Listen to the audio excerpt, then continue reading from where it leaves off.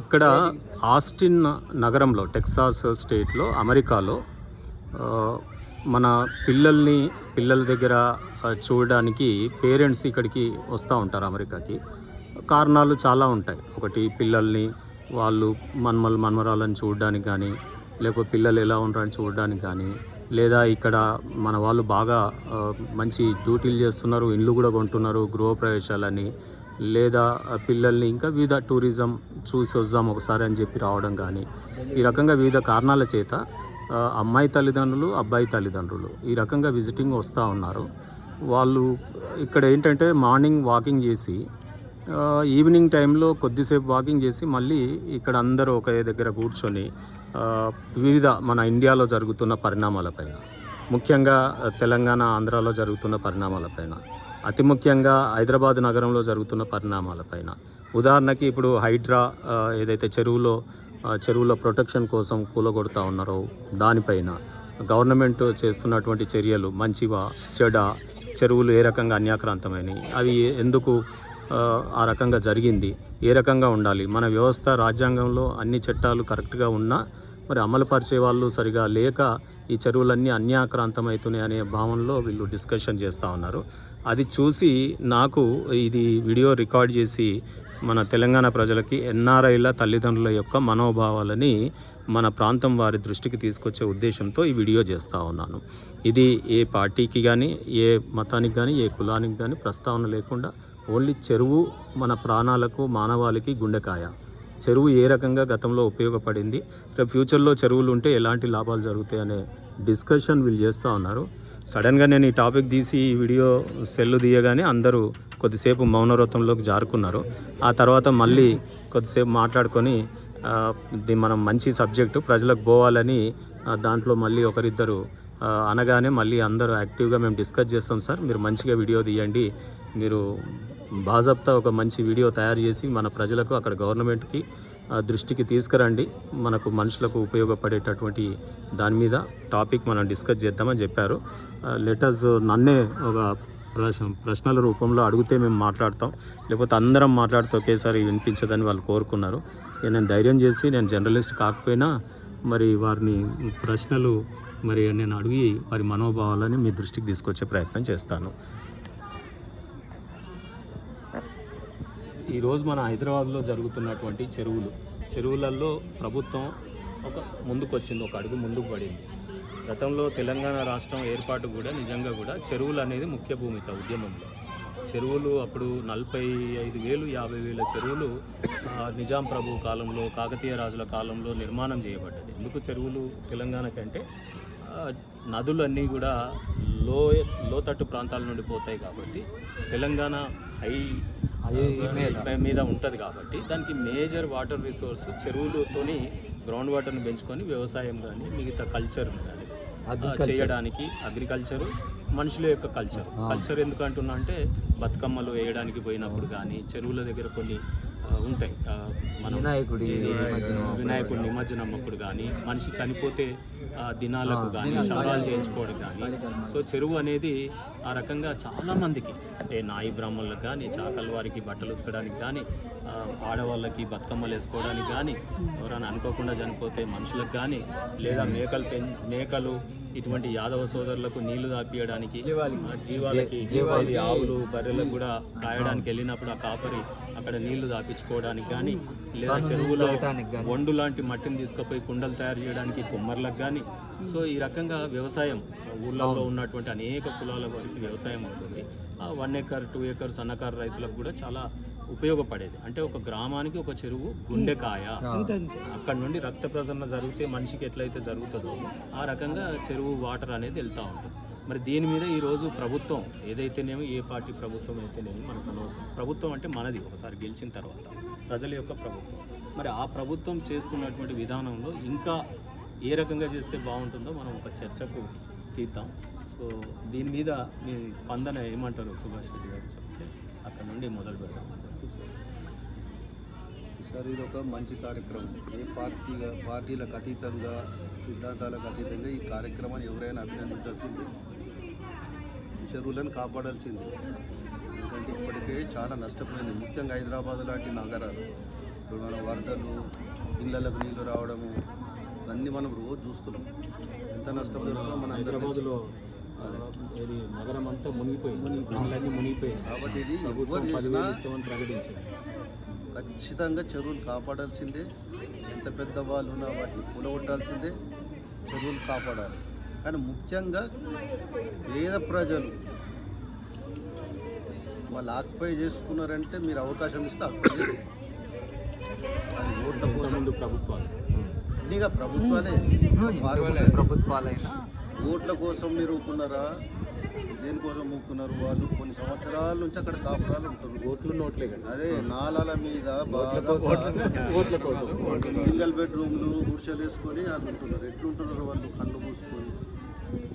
అంటే మీరు గుడ్డిగా ఏ ముందున్న ప్రభుత్వాలు కానీ కొన్ని ఏళ్ళ నుంచి, ఇప్పుడే కాదు 10-15 ఏళ్ళు కాదు, వాళ్ళు 20-30 ఏళ్ళ నుంచి కూడా అట్లనే ఉంటున్నారు. రాగానే ఎక్కువైపోయింది కాబట్టి ఇప్పుడు ఒక ఫోకస్ అయిపోయింది ఒకటిసారి. కాబట్టి వాళ్ళకు ప్రత్యామ్నాయంగా ఏదన్నా ఏర్పాటు చేసి వాటిని కూడా ఖచ్చితంగా కూలగొట్టాలి. నాలాలు కూడా క్లియర్ చేయాలి. చిన్నోళ్ళే సార్ అక్కడ ఇప్పుడు చెరువు లాక్పై చేసుకుని అంతా పెద్దవాళ్ళు, చాలా పెద్దవాళ్ళు. ఇప్పుడు ఎన్కాన్ మనిషి అని, ఫాతిమా ఖాళీ కానీ ఇంకేమేమో పేర్లు చెప్తున్నారు. మరి వాటిని కూలగొట్టాల్సిందే చెరువు. ఎందుకంటే ఖాళీ పక్క నుంచి చెరువు నీళ్ళు పోతున్నాయి.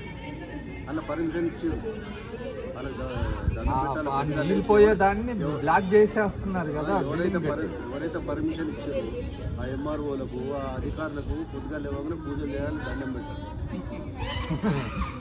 కాబట్టి అధికారులను కూడా సస్పెండ్ చేయాలంటే ఎవరైతే ఒక కామన్ మ్యాన్గా మేము చేసుకునే విజ్ఞప్తి ఏంటంటే, వాటికి ఇవాళ పర్మిషన్ ఇచ్చి అడ్డగోలు కట్టుకోవడానికి అవకాశం ఇచ్చిన అధికారులు కానీ రాజకీయ నాయకులు కూడా శిక్షకు అర్హులు, వాళ్ళని కూడా శిక్షించాలి.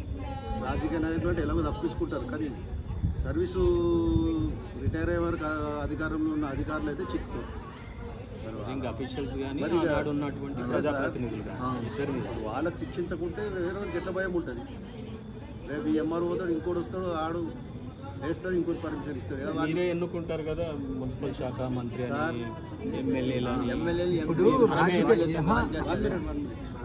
Sir ఎన్నుకుంటున్నాం sir.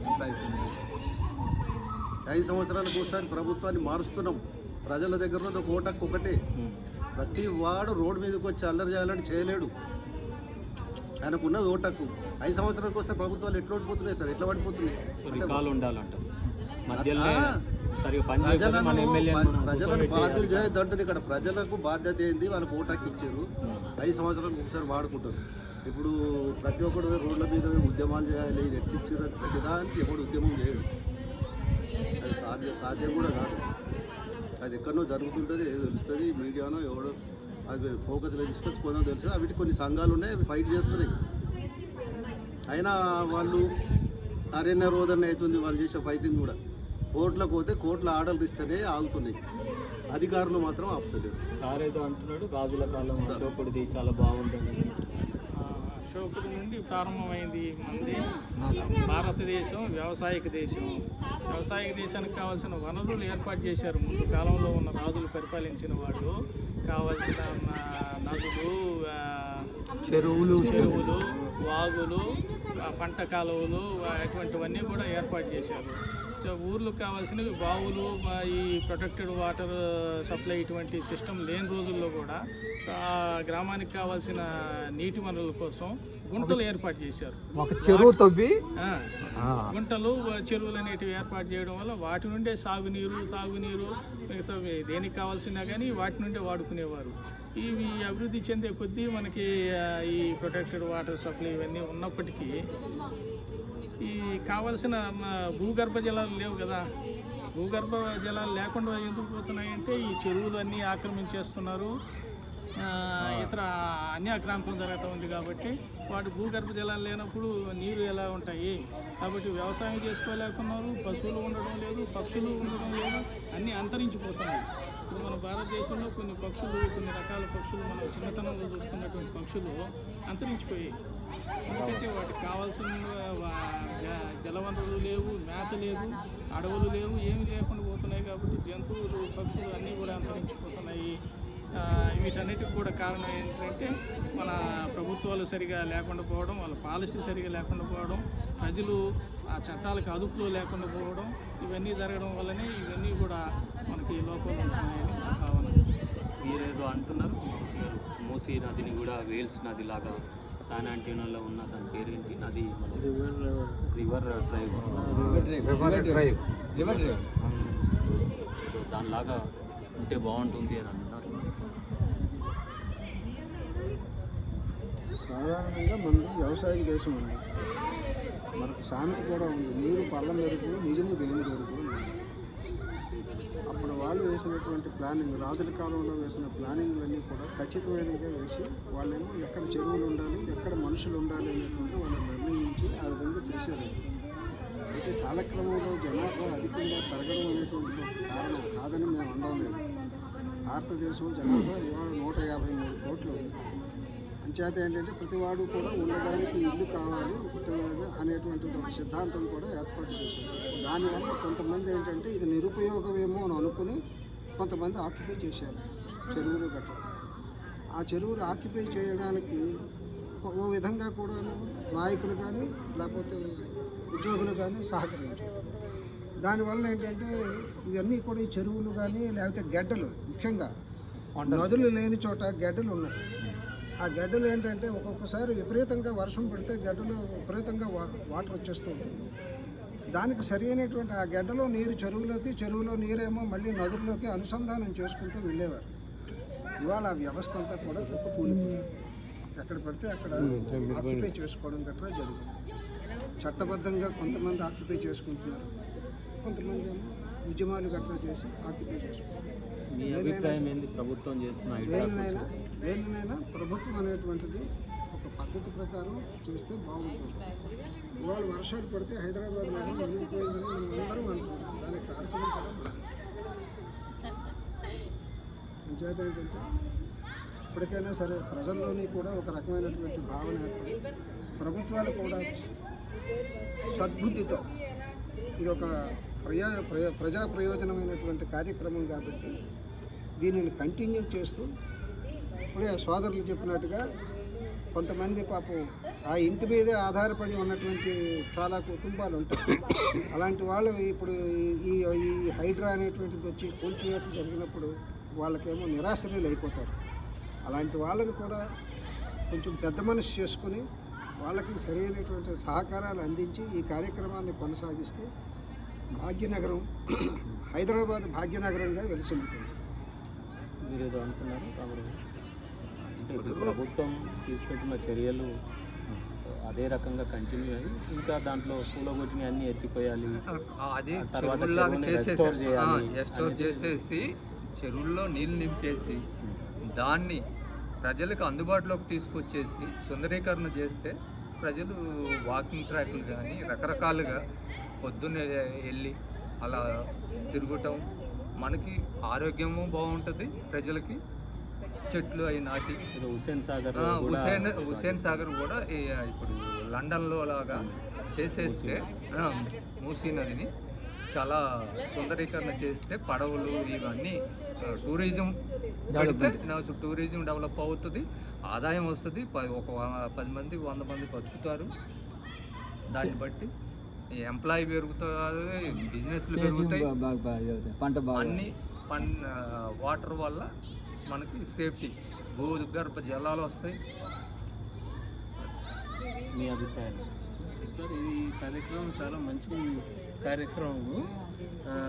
ఈ చెరువులు, నాలాలను వీటిని కాపాడుకోవాలి. ఈ ఎక్కువ వర్షపాతం వచ్చిందంటే కన్నా ఇమ్మీడియట్గా నగరాల మీద పడేది, ఈ వాటర్ అంతా ఇల్లు డ్యామేజ్ అయ్యేది అలా జరుగుతున్నాయి. అందరికీ అస్తవ్యస్తం అయిపోతున్నారు. కాబట్టి వీటిని సరిదిద్దాల్సిన పని మాత్రం గవర్నమెంట్ సత్వరంగా తీసుకోవాలి. ఇది మంచి కార్యక్రమం నా అభిప్రాయం సార్. హైదరాబాద్ వాళ్ళు తీసుకున్న కార్యక్రమము మంచి కార్యక్రమం. ఇది చాలా